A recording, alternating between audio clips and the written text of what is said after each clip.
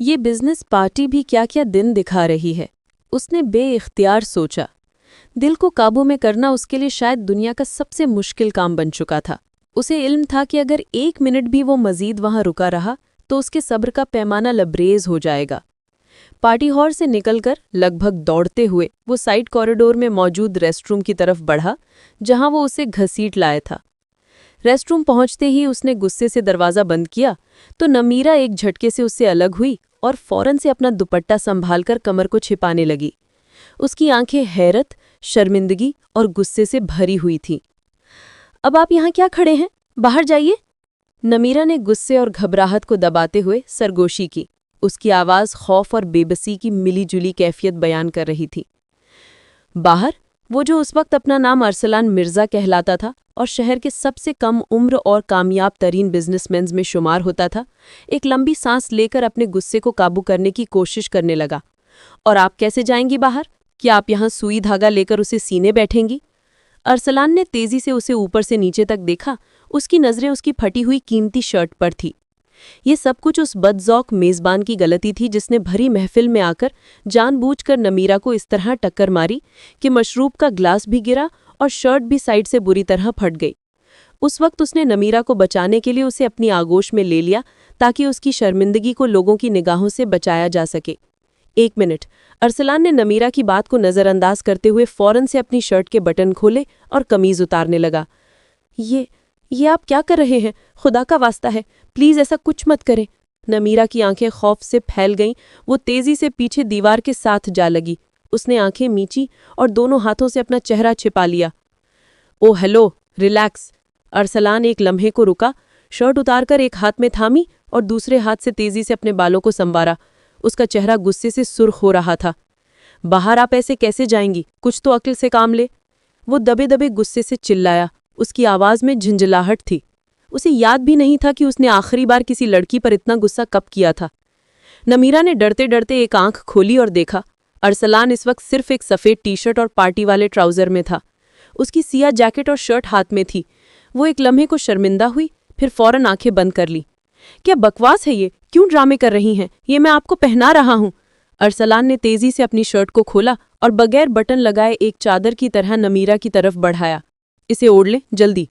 नमीरा ने झिझकते हुए अरसलान की शर्ट पकड़ी। उसकी आंखों में अब हैरत की जगह एक नरमी थी, एक तशक्कुर का एहसास था। अरसलान का जिस्मानी टेम्परेचर और उसकी महंगी परफ्यूम की हल्की सी खुशबू शर्ट से आ रही थी। उसने फौरन शर्ट को अपने कमर के गिर्द बांध लिया ताकि फटा हुआ हिस्सा मुकम्मल तौर पर छिप जाए। अब ठीक है? अरसलान ने सख्ती से पूछा। शुक्रिया। नमीरा ने अपना दुपट्टा संवारते हुए बहुत आहिस्तगी से कहा। मुझे उम्मीद नहीं थी कि आप मेरी मदद करेंगे। अरसलान ने मुस्कुराकर एक तंजिया जवाब दिया। मुझे भी उम्मीद नहीं थी कि मैं ये सब करूंगा, लेकिन मेरी कंपनी के डायरेक्टर की बेटी हो आप, और मैं नहीं चाहता कि कल बिजनेस कम्युनिटी में मेरी छोटी सी गलती की वजह से तुम्हारी इज्जत पर हर्फ आए।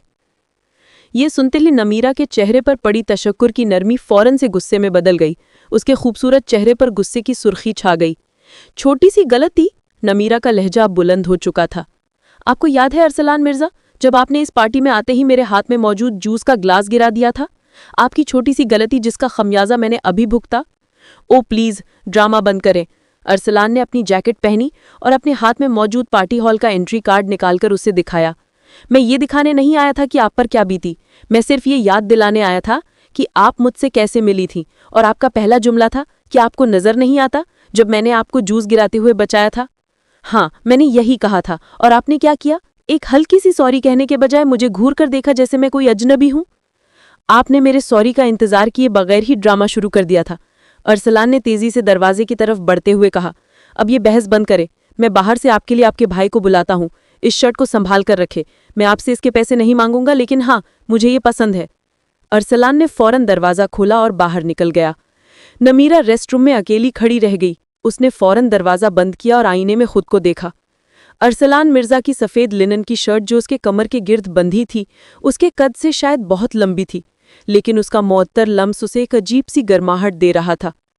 कितना मगरूर, लेकिन कितना समझदार। नमीरा ने सरगोशी की। वो कभी भी अरसलान को पसंद नहीं करती थी क्योंकि वो हमेशा उसके बड़े भाई और वालिद को एक मुसाबकती ताजिर की नज़र से देखता था। लेकिन आज उसने जिस तरह से भरी महफिल में उसे लोगों की बुरी नज़रों से बचाया था, वो ये बात नहीं भूल सकती थी। पार्टी हॉल के बाहर अरसलान को बाहर निकलकर लगा कि उसका सीना जल रहा है। आखिर ये कौन सी आफत थी, उसने सोचा। उस वक्त उसे ये भी याद नहीं था कि वो उस लड़की के बारे में सोच रहा था जिसे वो हमेशा मेरे बिजनेस दुश्मन की बेटी कहकर पुकारता था। उसकी नज़रें पार्टी हॉल में अपने एक करीबी दोस्त साजिद पर पड़ी। साजिद एक ग्लास लेकर खड़ा था और किसी बात पर हंस रहा था। अरसलान तेजी से उसके पास गया। साजिद, यार एक सेकंड सुनना। ओह अरसलान, कहाँ गायब थे? मैंने तुम्हें ढूंढा। तुम्हारे चेहरे पर क्या हुआ है? इतने परेशान क्यों हो? साजिद ने ग्लास रखते हुए अरसलान के करीब आते हुए पूछा। कुछ नहीं, बस थोड़ा सा बिजनेस टेंशन।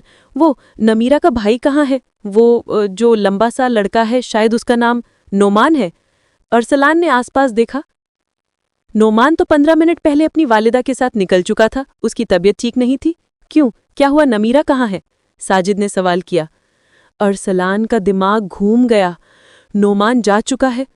ओह, उसने फौरन साजिद को पकड़कर कहा, यार एक काम करो, तुम जाकर नमीरा से मिलो। वो रेस्ट रूम में है। उसकी शर्ट फट गई थी, उसे फौरन बाहर निकालो और मेरी गाड़ी में बिठाओ। मैं बाहर तुम्हारा इंतजार करूंगा। कोई दूसरा आदमी ना जाए, तुम जाओ और खामोशी से। मैं? क्यों, क्या हुआ है? तुम क्यों नहीं जा रहे हो? साजिद उलझ गया। बस जाओ यार, तफसील बाद में बताऊंगा।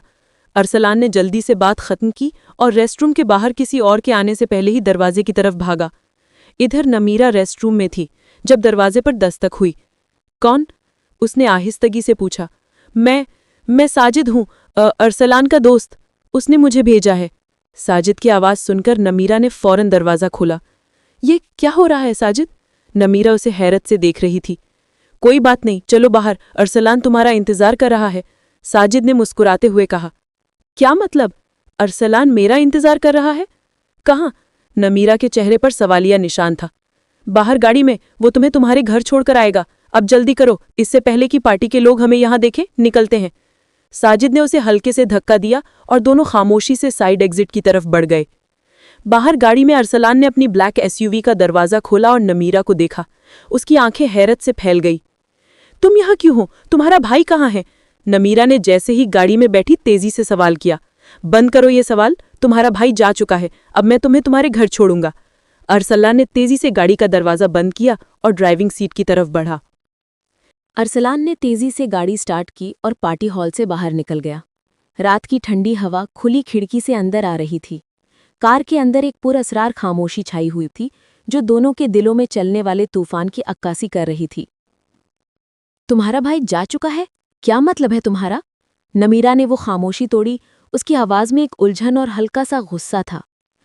और तुम मेरे घर मुझे छोड़ने क्यों जा रहे हो? अरसलान ने सड़क से नजर हटाए बगैर बहुत तहम्मुल से जवाब दिया। इसका मतलब सीधा सा है कि वो तुम्हें लावारिस छोड़कर निकल चुका है और मैं तुम्हें इस हालत में शहर के बीचों बीच नहीं छोड़ सकता जहां तुम्हारी आधी कमीज एक पार्टी हॉल की रेस्टरूम में पड़ी हो। नमीरा को एक लम्हे के लिए शर्मिंदगी हुई, लेकिन अरसलान के लहजे में मौजूद तंज उसे दोबारा गुस्सा दिलाने के लिए काफी था। वाह, क्या अल्फाज हैं! लावारिस! मैं कोई सड़क छाप नहीं हूं अरसलान मिर्जा। अगर मेरा भाई जा चुका है तो मेरे पास फोन है, मैं ड्राइवर को बुला सकती थी। नमीरा ने गर्दन अकड़ाकर कहा। वो दरअसल अरसलान की रोमानवी मदद को एहसान में बदलते देखकर तिलमिला रही थी। अरसलान ने एक जोरदार ब्रेक लगाई, चूंकि सिग्नल सुर्ख हो चुका था। उसने नमीरा की तरफ रुख किया और एक गहरी सांस ली। ओह, तो आप बहुत खुद मुख्तार हैं मिस नमीरा। बहुत अच्छी बात है। तो क्या आप ये तवक्को कर रही थीं कि मैं आपके पास जाकर आपका फ़ोन नंबर मांगता, आपसे कॉल करता, आपसे पूछता कि क्या आपके पास ड्राइवर मौजूद है और फिर इंतज़ार करता कि आप कब अपने ड्राइवर को बुलाकर घर जाती? अरसलान ने हल्का सा मुस्कुराते हुए कहा और वो मुस्कुराहट नमीरा को मज़ीद गुस्सा दिला रही थी। जी हाँ, कम अज़ कम आप मुझे पूछ तो सकते थे। नमीरा ने मुंह फुला लिया। अगर मैं पूछता तो शायद आप मुझे उस वक्त भी घमंडी कहती, जैसा कि आपने पार्टी हॉल में कहा था जब मैं आपको लोगों की नज़रों से बचा रहा था। अरसलान ने उसकी आंखों में झांक कर देखा। उसकी आंखों की गहराई में एक छिपी हुई चमक थी। नमीरा खामोश हो गई। उसे याद आया कि कैसे अरसलान ने बिना किसी सवाल या इजाज़त के फौरन उसे अपने सीने में छिपा लिया था। उस लम्हे उसने महसूस किया था कि वो कितनी महफूज है। तुम खामोश क्यों हो गई? अरसलान ने देखा कि सिग्नल अब सब्ज हो चुका था। उसने गाड़ी दोबारा चला दी। अब बताओ कि आपने वो बात नहीं सोची? वो मैंने मैंने बस मैंने सिर्फ ये सोचा था कि आपने जानबूझकर मुझे शर्मिंदा करने की कोशिश की थी। शर्मिंदा? तुम्हें? अरसलान ने हंसकर कहा। उसकी हंसी बहुत पुरकशिश और दिलकश थी। नहीं, तुम्हें शर्मिंदा करना मेरा मकसद नहीं था। मेरा मकसद तुम्हें लोगों की बुरी नज़रों से बचाना था, और वो मैंने किया। वो चंद लम्हों के लिए फिर से खामोश हो गए। अब कार की खिड़की से आने वाली हवा में नमीरा की बालों की खुशबू अरसलान को महसूस हो रही थी। उसने खुद को रोका और एक गहरी सांस ली। वैसे तुम्हारा घर कहाँ है? तुम्हारा बंगला बहुत बड़ा है, मुझे साजिद ने बताया था। वो रास्ता तो बताओ। अरसलान ने बात को बदलने की कोशिश की। हाँ, लेकिन मैं ये नहीं चाहती कि तुम वहां तक जाओ। यहीं किसी साइड पर मुझे छोड़ दो, मैं यहां से टैक्सी ले लूंगी। नमीरा ने फौरन कहा। उसका गुरूर उसे अरसलान को अपने घर का रास्ता बताने की इजाज़त नहीं दे रहा था। वो नहीं चाहती थी कि अरसलान उसे इस हालत में देखे और उसके एहसानात उसे बार बार याद आएं। पागल हो गई हो? रात के 11 बज रहे हैं। मैं तुम्हारी वालिद को फ़ोन करके बताऊं कि मैंने तुम्हारी मदद की थी और तुम्हें सड़क पर छोड़कर आ गया हूं? अरसलान ने गाड़ी को साइड पर रोक दिया। खुदा के लिए मेरे वालिद को फ़ोन मत करना, नमीरा ने घबराकर कहा। वो पहले ही आपसे बिजनेस मामलात की वजह से बहुत ज़्यादा नाराज़ रहते हैं। तो फिर अब मुझे तुम्हारे घर का रास्ता बताओ और कोई ड्रामा ना करो। अरसलान ने अपनी ड्राइविंग सीट से खुद को पीछे करके उसे ज्यादा तवज्जो के साथ देखा। नमीरा के पास अब कोई रास्ता नहीं था। उसने अपना हाथ सामने की तरफ इशारा किया। ठीक है, यहाँ से दाएं मुड़ो और फिर 2 गलियां छोड़कर बाएं तरफ सामने सुनहरे गेट वाला घर हमारा है। हाँ, मैं जानता हूँ, सुनहरा गेट। तुम लोगों का हर चीज़ में अपना ही स्टाइल होता है। अरसलान ने मुस्कुराकर गाड़ी दोबारा स्टार्ट कर दी।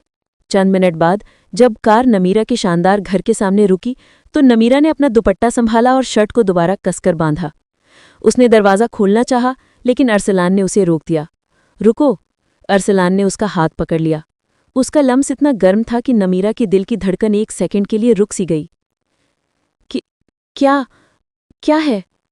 नमीरा ने शर्मिंदगी से अपना हाथ छुड़ाना चाहा। ये मेरी शर्ट, क्या तुम इसे कल मुझे वापस करोगी? ये मेरी पसंदीदा शर्ट थी। अरसलान ने बड़ी मासूमियत से सवाल किया। हाँ, ज़रूर, मैं इसे धुलवाकर, इस्त्री करवाकर तुम्हारी ऑफिस भिजवा दूंगी। नमीरा ने स्टार्ट किया, लेकिन अरसलान ने फौरन उसे टोका। ओ नहीं, प्लीज़, इसे धुलवाने की ज़रूरत नहीं है, अरसलान ने शरारती मुस्कुराहट के साथ कहा। मैं चाहता हूं कि तुम इसे इसी तरह से रखो और कल तुम मेरे ऑफिस में खुद आकर इसे दोगी। मैं? तुम्हारे ऑफिस? नमीरा की आंखें हैरत से खुल गईं। हाँ, और जब तुम आओगी तो हम एक मुख्तसर कॉफ़ी डेट करेंगे। मैं तुम्हारे भाई को ये बात नहीं बताऊंगा, लेकिन मैं एक मौका चाहता हूं कि मैं तुम्हें एक बार फिर से सॉरी कहूं, पहले वाले सॉरी से बेहतर अंदाज में, अरसलान ने निहायत ही धीमी और रोमानवी आवाज में कहा। नमीरा का दिल तेजी से धड़कने लगा। एक बिजनेस दुश्मन का बेटा जो शहर का सबसे मशहूर बिजनेसमैन था, उसे कॉफ़ी डेट पर बुला रहा था, और ये सब कुछ एक फटी हुई शर्ट की वजह से हो रहा था। और अगर मैं नहीं आई तो? नमीरा ने डरते डरते पूछा। तो ठीक है, ये तुम्हारी मर्जी है, लेकिन फिर ये समझना कि ये शर्ट मेरी तरफ से तुम्हें एक तोहफा है, और जब भी तुम इसे देखोगी तुम्हें आज की रात और मेरी मौजूदगी याद आती रहेगी। अरसलान ने उसके चेहरे को नरमी से देखा। ये एक खामोश धमकी थी, लेकिन इंतहाई रोमानवी अंदाज में। नमीरा का दिल पिघलने लगा। ठीक है, मैं कल आऊंगी, नमीरा ने बहुत आहिस्तगी से कहा और शर्मिंदगी से अपना चेहरा नीचे कर लिया। बहुत अच्छे, ये हुई ना बात। अरसलान ने अपना हाथ बढ़ाया और उसके हाथ को एक बार फिर से छुआ। अब तुम जा सकती हो, और मेरे ऑफिस का पता मैं तुम्हें अभी मैसेज कर दूंगा। सुबह 10 बजे मेरा इंतजार रहेगा। नमीरा ने गाड़ी का दरवाज़ा खोला और बगैर पीछे देखे तेजी से घर के अंदर चली गई। अरसलान ने अपनी कार को सुस्त रवि से उस गली से बाहर निकाला। वाओ नमीरा, ये लड़की तो बहुत ही दिलचस्प है, अरसलान ने मुस्कुराते हुए सोचा। उसके दिल में पहली बार बिजनेस के बजाय किसी लड़की की याद गूंज रही थी। वो लड़की जिसे वो दुश्मन समझता था, अब उसके दिल पर दस्तक दे रही थी। रिश्ताए दिल उपन्यास भाग 3। अगली सुबह नमीरा की आंख खुली तो सबसे पहले उसका ध्यान बेड के किनारे रखी अरसलान की सफ़ेद लिनन शर्ट पर गया। एक लम्हे को उसे यकीन न आया कि गुज़िश्ता रात क्या हुआ था। एक झगड़े, एक शर्मिंदगी और एक मगरूर बिजनेसमैन के एहसान की वजह से आज उसे उसके ऑफिस जाना था, और एक कॉफ़ी डेट पर। मुझे नहीं जाना चाहिए। उसने फौरन सोचा, मैं इसे कोरियर कर देती हूँ या ड्राइवर को भेज देती हूँ। आखिर मैं उसके ऑफिस जाकर उसका गुरूर क्यों बढ़ाऊं? लेकिन जैसे ही उसके दिमाग में ये ख्याल आया, फौरन अरसलान का चेहरा, उसकी रोमानवी आंखों में मौजूद छिपी हुई चमक और उसका वो जुमला गूंजा, अगर नहीं आई तो ये शर्ट तुम्हें मेरी तरफ से एक तोहफा है जो तुम्हें आज रात और मेरी मौजूदगी याद दिलाती रहेगी। नहीं, मैं ये याद दहानी नहीं चाहती।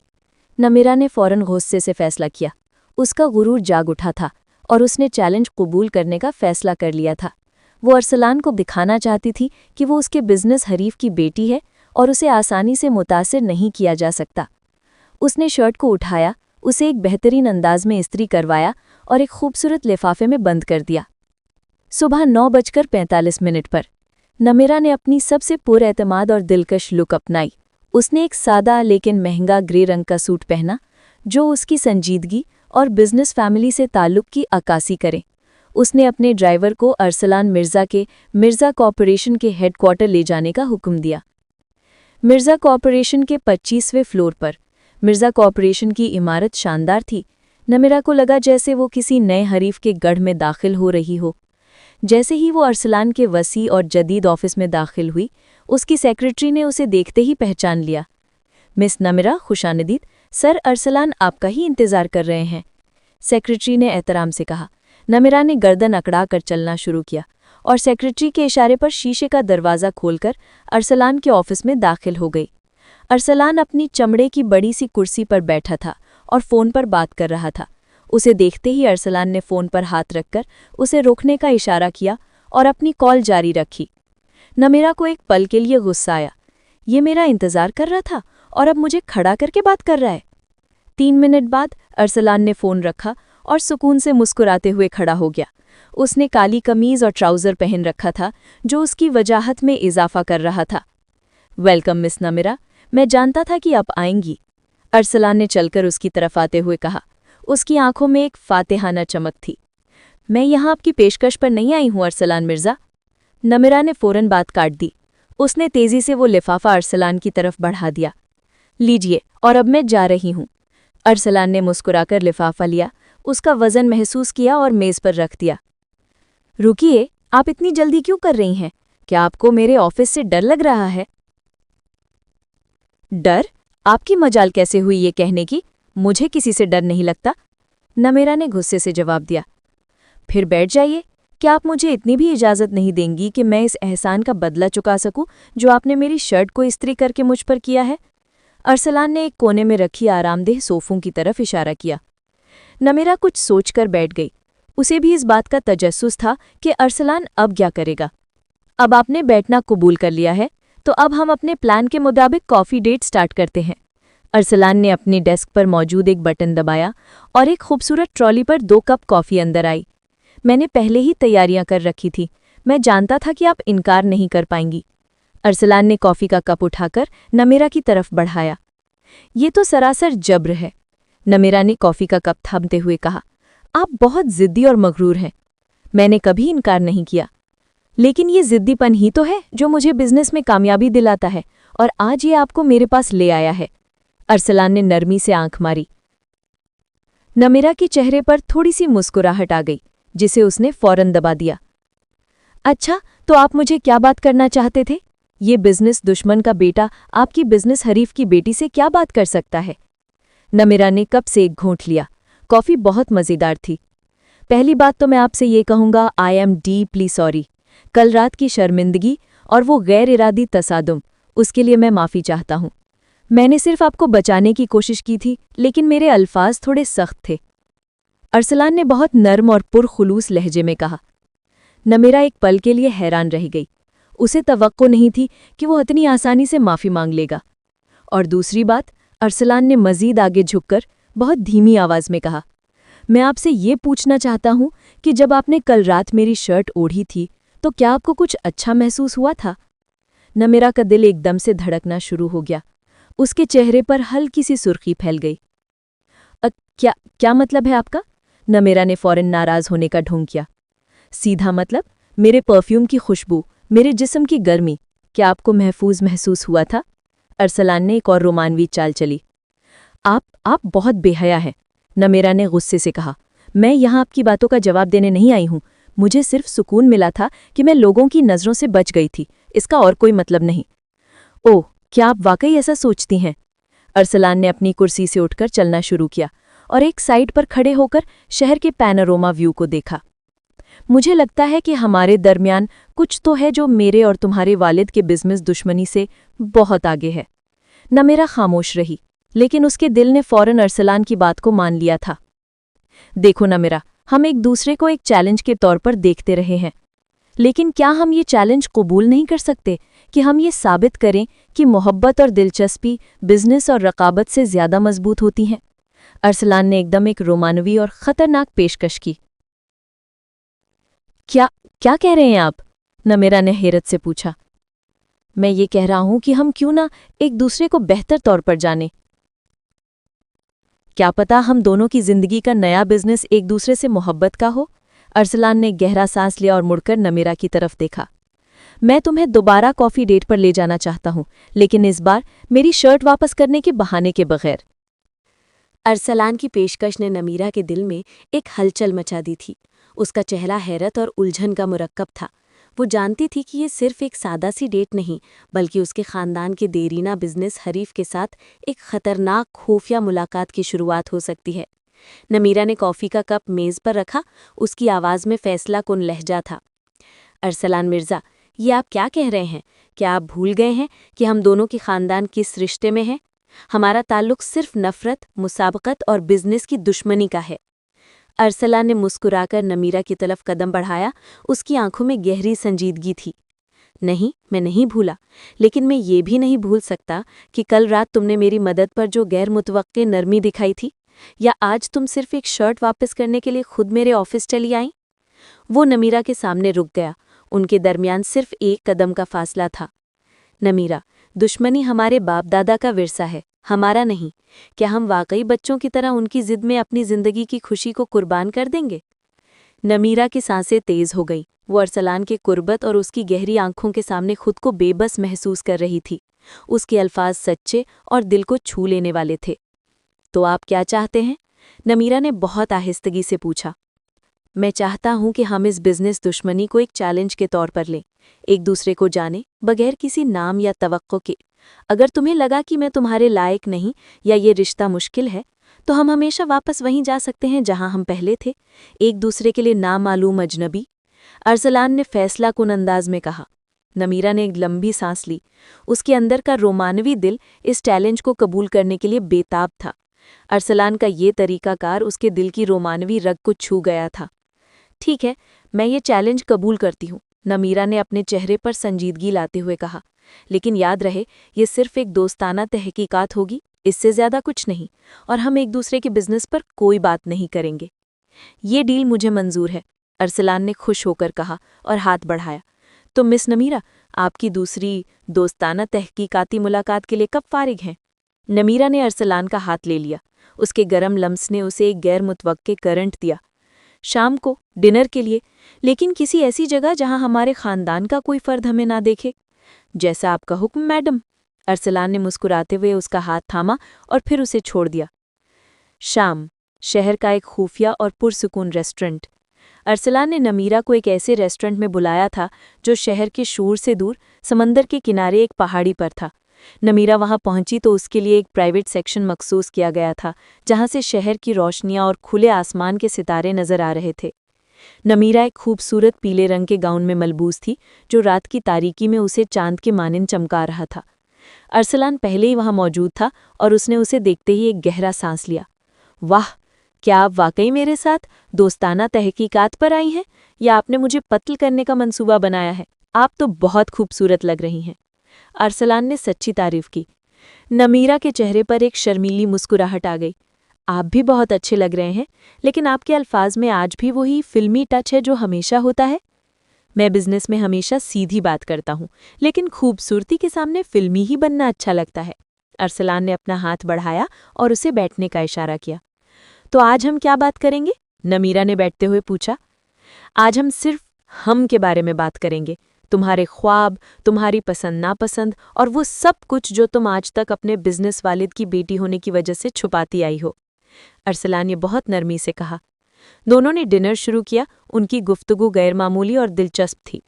मैंने सुना है कि आप बहुत ज़बरदस्त शेफ़ भी हैं? नमीरा ने हल्की सी हंसी के साथ पूछा।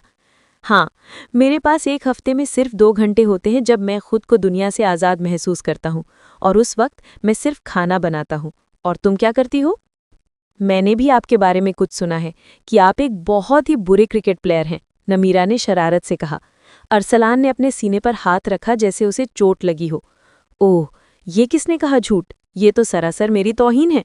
मैंने कॉलेज में क्रिकेट खेली थी और मेरी कारकर्दगी बहुत अच्छी थी। बहुत अच्छी?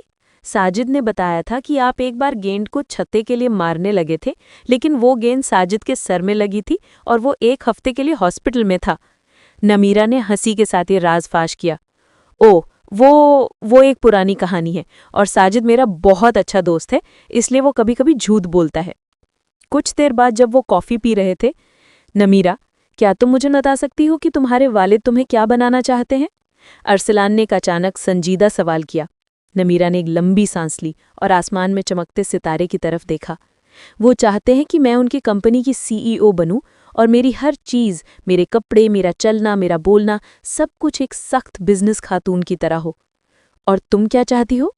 नमीरा ने एक लंबी सांस ली और आसमान में चमकते सितारे की तरफ देखा। मैं सिर्फ ये चाहती हूँ कि मैं रक्स करूँ। मैंने 6 साल तक क्लासिकल डांस सीखा है, लेकिन वालिद के डर से मैंने हमेशा ये छुपाए रखा है। अरसलान ने उसके हाथ को छुआ जो मेज़ पर रखा था। तुम बहुत खूबसूरत हो। तुम्हें ये सब किसी से छुपाने की ज़रूरत नहीं। जिंदगी को मुकम्मल तौर पर जीना चाहिए। वो उस लम्हे एक दूसरे के बहुत करीब आ गए थे। उनका ताल्लुक अब सिर्फ बिजनेस दुश्मनी नहीं रहा था, बल्कि उनके दरमियान एक नर्म और रोमानवी रिश्ता बन रहा था। रात का एक घर वापसी पर नमीरा गाड़ी से बाहर निकली और अरसलान को देखा जो उसे दरवाजे तक छोड़ने आया था। मुझे बहुत अच्छा लगा अरसलान, ये मुलाकात बहुत शानदार थी। नमीरा ने पहली बार अपने दिल की बात की। मुझे भी, और याद रखना ये सिर्फ एक आगाज है, अरसलान ने मुस्कुराकर कहा। और तुम्हारे डांस टीचर का नाम क्या है? क्यों? नमीरा ने हैरत से पूछा। क्योंकि मुझे एक बहुत अच्छी डांसर को एक खुफिया डांस पार्टी पर बुलाना है ताकि वो अपना छुपा हुआ फन दिखा सके। अरसलान ने एक और रोमानवी छेड़खानी की। नमीरा हंस पड़ी। आप बाज नहीं आएंगे? ठीक है, मैं आपको बाद में बताऊंगी। वो घर के अंदर चली गई और अरसलान ने गाड़ी को स्टार्ट किया। उसके दिल में एक मीठा सा एहसास था, जैसे उसने बिजनेस की दुनिया से बहुत बड़ी और कीमती चीज़ हासिल कर ली हो। दूसरी मुलाकात के बाद अरसलान और नमीरा का ये रिश्ता तेजी से एक खुफिया रोमानवी सफ़र में बदल चुका था। वो अक्सर रात के वक्त फ़ोन पर बात करते और एक दूसरे के बारे में ऐसी चीज़ें जानते थे जो उनके करीबी दोस्त भी नहीं जानते थे। वो दोनों अपने घर वालों और बिजनेस कम्युनिटी की नज़रों से बचकर मुलाकातें करते थे, जैसे कोई ख़तरनाक और खूबसूरत एडवेंचर हो। तकरीबन 2 हफ्ते गुजर चुके थे। इन 2 हफ्तों में उनकी मुलाकातें 4 दफ़ा हुईं, हर बार एक नए खुफिया मकाम पर। कभी शहर के पुराने कुतुब खाने के कैफ़े में, तो कभी समुंदर किनारे एक पुराने टावर की छत पर। आज वो दिन था जिसका वादा अरसलान ने किया था, खुफिया डांस पार्टी। अरसलान ने नमीरा को रात 9 बजे एक वीरान साइड रोड पर इंतजार करने को कहा था। जब नमीरा वहां पहुंची तो उसने देखा कि अरसलान एक पुराने ज़माने की रेट्रो कार में खड़ा मुस्कुरा रहा है। वाह, ये क्या है? आपने मेरी मुलाकातों के लिए पुरानी कारें किराए पर लेना शुरू कर दी हैं? नमीरा ने हंसकर पूछा। उसने जीन्स और एक ढीला टॉप पहन रखा था, जो उसके आम बिजनेस लुक से बिल्कुल मुख्तलिफ था। हाँ, एक टॉप बिजनेसमैन को अपनी जासूसी के लिए कुछ तो खुफिया तदाबीर इख्तियार करनी पड़ती है ना? अरसलान ने शरारत से आंख मारी। और ये कोई पुरानी किराए की कार नहीं, ये मेरी पहली कार है जो मेरे वालिद ने मुझे मेरी 18वीं सालगिरह पर दी थी। इसे मैंने खुफिया तौर पर एक पुरानी गोदाम में रखा हुआ है। गोदाम? आपकी डांस पार्टी वहीं है? नमीरा ने हैरत से पूछा। बिल्कुल, दुनिया की सबसे खुफिया और बेतकल्लुफ डांस पार्टी एक पुराने गोदाम में होगी। चलो बैठो। जब वो गोदाम पहुंचे तो नमीरा हैरान रह गई। गोदाम के अंदर एक छोटा सा एरिया साफ किया गया था, जहां पुराने फर्नीचर से एक आर्जी सेटिंग बनाई गई थी। वहां एक पुराना ग्रामोफोन रखा था और इर्द गिर्द छोटी छोटी पुरानी लैंपों से रोशनी का इंतजाम किया गया था। ये सारा माहौल किसी फिल्मी सीन की तरह लग रहा था। ये तो बहुत गैर मामूली है। आपने ये सब कब किया? नमीरा की आंखों में खुशी की चमक थी। मैं तुम्हें तुम्हारी छिपी हुई ख्वाहिश पूरी करने के लिए यहाँ लाया हूँ, डांस करने की ख्वाहिश। अरसलान ने रेडियो पर बहुत ही धीमी और रोमानवी क्लासिकल म्यूजिक लगा दिया। म्यूजिक परफेक्ट है, नमीरा ने कहा। वो दोनों ग्रामोफोन के पास खड़े थे और एक दूसरे को देखकर मुस्कुरा रहे थे। तो मिस क्लासिकल डांसर, क्या आप मुझे एक मौका देंगे कि मैं आपकी पहली प्राइवेट डांस परफॉर्मेंस देखूं? अरसलान ने रस्मी अंदाज में झुककर हाथ बढ़ाया। नमीरा ने मुस्कुराकर उसका हाथ थामा। आप मेरे अंडरकवर डांस टीचर बन जाइए, मुझे आपकी टिप्स की ज़रूरत है। म्यूजिक की धीमी धुन पर नमीरा ने अपनी आंखें बंद कर लीं और खुद को मौसीकी के हवाले कर दिया। वो एक माहिर डांसर थी। उसका एक एक मूव, उसके हाथ की जुम्बिश, सब कुछ फन और खूबसूरती से भरपूर था। अरसलान खामोशी से खड़ा उसे देखता रहा। वो उसकी खूबसूरती, उसकी अदाओं और उसके अंदर छुपे हुए आर्टिस्ट को देखकर हैरान था। जब नमीरा रुकी तो उसकी आंखें नम थी। मैंने ये सब बहुत अरसे से नहीं किया था। अरसलान फौरन उसके पास आया और उसके हाथ थाम लिए। ये बहुत खूबसूरत था नमीरा, तुम इसे कभी मत छोड़ना, ये तुम्हारी आज़ादी है। शुक्रिया अरसलान, नमीरा ने अपने दिल से कहा। अब मेरी बारी। अरसलान ने अचानक एक जोरदार रेट्रो पॉप सॉन्ग लगा दिया। वो फौरन अपने डांस मूव्स दिखाने लगा। अरसलान, ये क्या कर रहे हो? ये तो अजीबोगरीब हरकतें हैं। नमीरा हंसने लगी। अरसलान के मूव्स बहुत ही मज़हक़ाखेज़ और गैर क्लासी थे, लेकिन वो उसे पूरी तवानाई और खुशी से कर रहा था। ये मेरा छुपा हुआ फ़न है। मैंने बचपन में एक बार ट्राई किया था और मेरे दोस्तों ने मुझे बहुत हंसाया था, अरसलान ने हाँपते हुए कहा। नमीरा हंसते हंसते लोटपोट हो गई। आपका दोस्त साजिद गलत नहीं था, आप वाकई एक बहुत बुरे डांसर हैं। ओह, तो आपको ये बात भी साजिद ने बताई थी? अरसलान ने डांस रोककर मसनूई गुस्सा दिखाया। हाँ, और उसने आपके कुछ बचपन के कारनामे भी बताए थे, जैसे आपने प्राइमरी स्कूल में अपनी टीचर की कुर्सी पर च्युइंगम चिपका दी थी। नमीरा ने एक और राज खोला। तुम साजिद से कब मिली? वो मेरा बहुत अच्छा दोस्त है, लेकिन वो एक खतरनाक राजदार है। अरसलान ने हंसकर जवाब दिया। वो हमारी पिछली बिजनेस मीटिंग में शरीक था। मैंने उसे रेस्टरूम के पास देखा था और थोड़ी सी गपशप कर ली थी, नमीरा ने छेड़ा। दोनों इस बात पर हंसने लगे। इस हल्के फुल्के लम्हे ने उनके रिश्तों को मजीद गहरा कर दिया। वो अब सिर्फ एक दूसरे के साथ वक्त नहीं गुजार रहे थे, बल्कि एक दूसरे के बचपन के राजों के साथी बन रहे थे। रात 12 बजे गोदाम के बाहर जब अरसलान नमीरा को उसके घर छोड़ने के लिए वापस कार में बैठा, तो माहौल फिर से खामोश और रोमानवी हो गया। नमीरा, अरसलान ने कार स्टार्ट करने से पहले कहा। जी, नमीरा ने पूछा। मुझे लगता है कि मेरा मोहब्बत का बिजनेस चैलेंज अब मोहब्बत में बदल रहा है। अरसलान ने बहुत नरमी से उसकी तरफ देखा। मैं तुम्हारी खूबसूरती और तुम्हारी सच्चाई से बहुत मुतासिर हूँ। नमीरा के दिल की धड़कनें तेज हो गई। वो अरसलान की आंखों में देख सकती थी कि वो क्या कहना चाहता है। आपके कहने का मतलब? मैं तुमसे मोहब्बत करने लगा हूँ नमीरा। अरसलान ने अपना हाथ बढ़ाया और उसके चेहरे को नरमी से छुआ। मैं भी आपको पसंद करने लगी हूँ अरसलान, नमीरा ने बहुत आहिस्तगी से कहा। अरसलान ने फौरन नमीरा की तरफ झुका और आहिस्ता से उसके माथे पर बोसा दिया। ये बोसा बहुत नर्म और खुलूस था। ये आगाज़ है नमीरा। अब हम बिजनेस दुश्मनी से नहीं, बल्कि मोहब्बत के रिश्ते से बंध चुके हैं। लेकिन अब हमें अपने इस खतरनाक राज को संभालना पड़ेगा। मोहब्बत का एतराफ़ एक खतरनाक खूबसूरत आगाज़ था। अरसलान और नमीरा का खुफिया रिश्ता अब सिर्फ उनके लिए नहीं रहा था, बल्कि ये उनके ख़ानदानों की इज्जत, अना और बरसों की बिजनेस दुश्मनी को चैलेंज कर रहा था। वो जानते थे कि उन्हें जल्द या बदैर इस बात का सामना करना पड़ेगा, लेकिन वो दोनों इस मोहब्बत की जंग के लिए तैयार थे। 1 महीने बाद इंकिशाफ यानी खुलासा। अरसलान और नमीरा की मुलाकातें मज़ीद बढ़ चुकी थीं। एक दिन वो शहर के एक मशहूर कॉफ़ी शॉप में बैठे हुए थे, जिसे वो समझते थे कि वो खुफिया है, लेकिन कुदरत को कुछ और मंजूर था। कॉफ़ी पीते हुए अरसलान ने नमीरा का हाथ थामा हुआ था और वो एक दूसरे के साथ हंस रहे थे। अचानक नमीरा ने दरवाजे की तरफ देखा और उसकी आंखें हैरत से फैल गईं। अरसलान, मेरे वालिद, नमीरा ने सरगोशी में कहा और तेज़ी से अपना हाथ छुड़ाया। अरसलान ने पीछे मुड़कर देखा तो नमीरा के वालिद जनाब फ़खरुद्दीन अपने एक बिजनेस पार्टनर के साथ अंदर दाखिल हो रहे थे। फ़खरुद्दीन ने जैसे ही अरसलान को नमीरा के साथ बैठे देखा तो वो एक लम्हे को साक़ित हो गए। उनके चेहरे पर गुस्सा और हैरत का मिला जुला तासुर था। फ़खरुद्दीन तेज़ी से उनकी तरफ बढ़े। उनकी आवाज़ में शदीद गुस्सा था। नमीरा, तुम यहाँ क्या कर रही हो और किसके साथ? अरसलान में फौरन खड़े होकर सूरत हाल को संभालने की कोशिश की।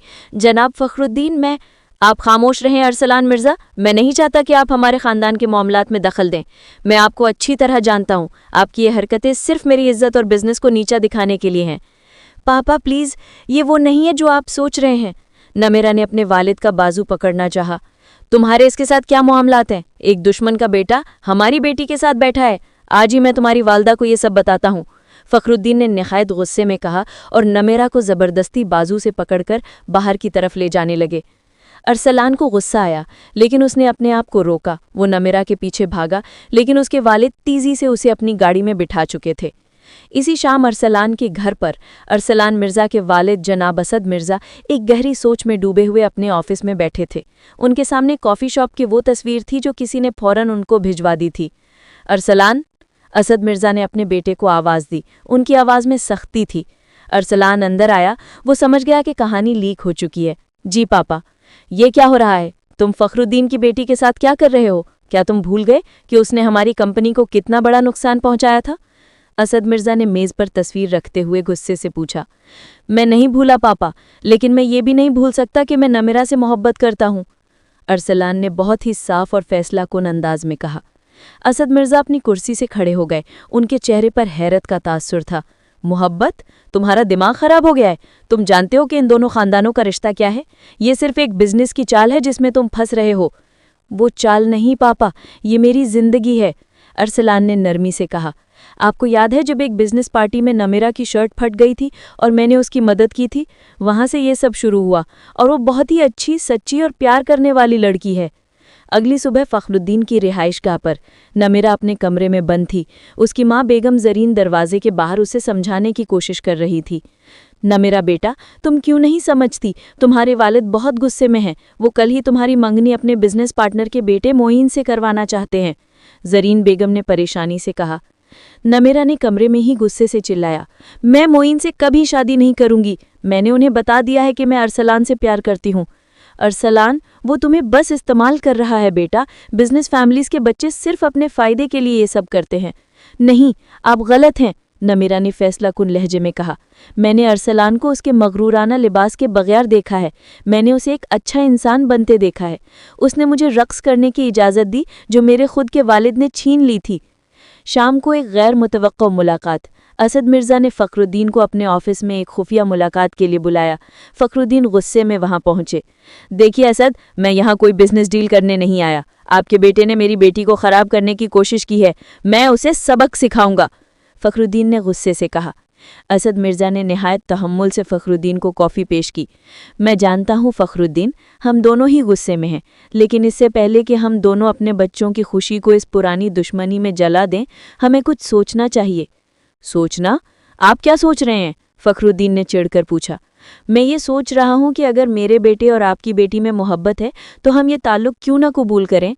क्या पता हमारे ख़ानदानों की नफ़रत को ख़त्म करने का यही रास्ता हो। असद मिर्ज़ा ने एक बहुत ही गैर मुतवक्को तजवीज़ दी। फ़खरुद्दीन एक लम्हे को खामोश हो गए। उनके चेहरे पर गहरी हैरत थी। मुझे भी नहीं मालूम फ़खरुद्दीन, मेरा बेटा एक बहुत ज़िद्दी इंसान है और मुझे नहीं लगता कि वो नमेरा को छोड़ेगा। वो दोनों हमारे बिजनेस का मुस्तकबिल हैं। क्यों ना हम इस मोहब्बत के बिजनेस में हाथ मिलाएं? फ़खरुद्दीन कुछ देर तक गहरी सोच में रहे। उन्हें अरसलान का वो लम्हा याद आया जब उसने उनकी बेटी को बुरी नज़रों से बचाया था। उन्हें नमेरा की आंखों में अरसलान के लिए सच्चाई दी नज़र आई थी। अगर मैं ये मान भी लूँ तो मैं अपने ख़ानदान की इज्जत का क्या करूँ और इस बिजनेस कम्युनिटी का? फ़खरुद्दीन ने कमज़ोर आवाज़ में पूछा। हम दोनों मिलकर सबको संभालेंगे। हम एक नई बिजनेस शराकतदारी का ऐलान करेंगे और वो शराकतदारी हमारे बच्चों की शादी की शक्ल में सामने आएगी, असद मिर्ज़ा ने मुस्कुराकर कहा। कुछ हफ्तों बाद एक शानदार तकरीब मुनाकिद हुई। ये तकरीब सिर्फ शादी का ऐलान नहीं, बल्कि दो ख़ानदानों और दो बड़ी कंपनियों के दरमियान बिजनेस दुश्मनी के खात्मे का ऐलान था। अरसलान और नमेरा एक दूसरे के साथ खड़े थे। उनकी आंखों में मोहब्बत की गहराई साफ नजर आ रही थी। नमेरा ने अरसलान को आहिस्ता से कहा, आपने वाकई साबित कर दिया अरसलान मिर्ज़ा कि मोहब्बत का बिजनेस दुनिया के हर बिजनेस से ज़्यादा ताकतवर है। अरसलान ने मुस्कुराकर नमेरा का हाथ थामा। नहीं, ये हमारी बेतकल्लुफ़ शर्ट का नतीजा है जिसने हमें एक दूसरे के करीब ला खड़ा किया। और इस तरह उनकी कहानी, जो एक हादसे, एक फटी हुई शर्ट और एक मगरूराना मदद से शुरू हुई थी, एक खूबसूरत रोमानवी और मजबूत रिश्ते में बदल गई। दोनों ने साबित कर दिया कि दिल के रिश्ते दौलत और बिजनेस की दुश्मनी से बहुत ऊंचे और ताकतवर होते हैं।